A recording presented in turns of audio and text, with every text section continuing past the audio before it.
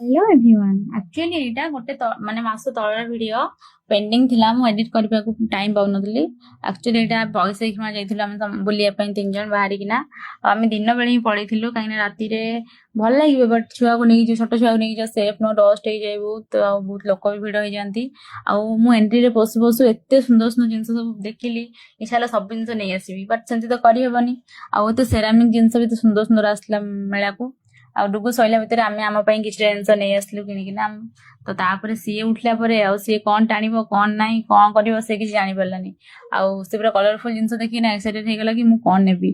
तापर आमे आसिकना food stall पाखरे पहुंचतिलु। फूड स्टॉल बालीयात्रा कि पैसा कि कोन एमती कटक रे किछ जिंस हबो जोठी दहीबरा पड़िबनी सेमता केबे हे परिबनी। आ एठी बहुत वेराइटीज रो खाइबे पड़ितिला किंतु आमे न खाइ किना चुपचाप सेटु बाहर आस्तिलु। आ मु बहुत जिंस आनिथली किछटा माने भलो भलो जिंस देखैबी नेक्स्ट वीडियो रे वीडियो देखि हेबनी लॉन्ग हे जो वीडियो। तो एतिक आज वीडियो भल लगे लाइक शेयर सब्सक्राइब करके भूलिबनी। रहिले जय जगन्नाथ देखा वीडियो रे।